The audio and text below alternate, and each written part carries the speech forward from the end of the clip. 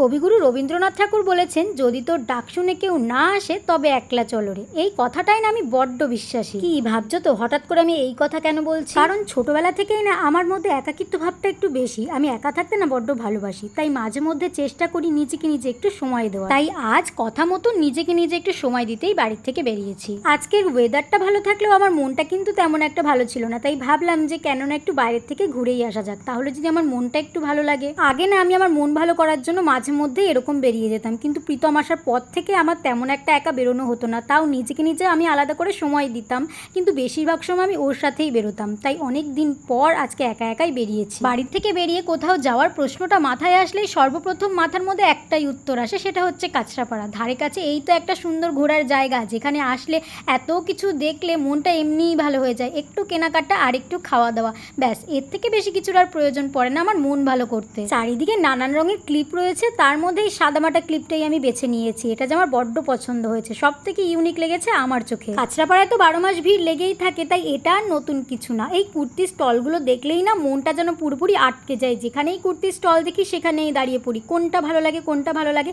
এইখানের এই কুর্তির স্টলগুলো থেকে একটা শর্ট কুর্তি ভীষণ পছন্দ হয়েছে। এই যে এইটা এত ভালো লেগেছে, আমি আর বেশি বাছাবাছি না করে এটাকেই নিয়ে নিয়েছি। এখন আর খুলে দেখালাম না, অন্য এক সময় পরেই বরং দেখাবো। সামনের দিকে হাঁটতে হাঁটতে এই ফুলের দোকানটা দেখেছি, এত সুন্দর লাগছিল ফুলগুলো। ভাবলাম কেননা নিজেকে নিজে একটা ফুল গিফট করা যাক। আমরা মেয়েরা তো আবার সামান্য একটা ফুলেই অনেক খুশি হয়ে যায়, তার মধ্যে সেটা যদি হয় এরকম বেল ফুলের মালা বা জুঁই ফুলের মালা, তাহলে তো কোনো কথাই হবে না। কিন্তু আমি নিজেকে নিজে একটা গোলাপি রঙের ছোট্ট একটা গোলাপ গিফট করেছি, কত ভালো লাগছে দেখতে। দেখো, একটা সত্যি কথা বলি জানো তো, আজকে বাড়িতে কাউকে কিছু না বলেই বাড়ির থেকে বেরিয়ে পড়েছি। তবে একা বেরো বা দোকান, সামনে যদি ভুট্টা ভাজার দোকান থাকে তাহলে তো সেখানে দাঁড়াতেই হবে, আর সেখান থেকে একটা ভুট্টা ভাজা তো কিনে খেতেই হবে। আর আমি তার মধ্যে যেই পরিমাণে হাগুড়ে, ছোট্ট একটা পেটুক, আমি সামনে খাবার দেখলে নিজেকে আর সামলে রাখতে পারি না। তাই এই কাকিমার কাছ থেকে 20 টাকা দিয়ে একটা ভুট্টা নিয়েছি। ভুট্টাটা এত সুন্দর খেতে, কি আর বলবো। তবে আমার মতন হাগুড়ে শুধু ভুট্টা খেয়ে কি আর পেট ভরে? একা ঘুরতে বেরিয়েছি, তাও আবার মন ভালো করার জন্য। বিরিয়ানি যদি না খাই তাহলে আর কি করে মন ভালো হয় বলো তো? তার মধ্যে আমি যে পরিমাণে বিরিয়ানি খোর, তোমরা তো প্রত্যেকেই জানো আমি বিরিয়ানি খেতে ঠিক কতটা পরিমাণে ভালোবাসি। তার মধ্যে সেটা যদি হয় কাঁচরাপাড়ার আই লাভ অ্যারোমার বিরিয়ানি, তাহলে তো কোনো কথাই হবে না। মানছি দাদা বৌদির বিরিয়ানির উপরে কোনো বিরিয়ানি যেতে পারে না, ওখানকার বিরিয়ানিও আমার খুব ফেভারিট।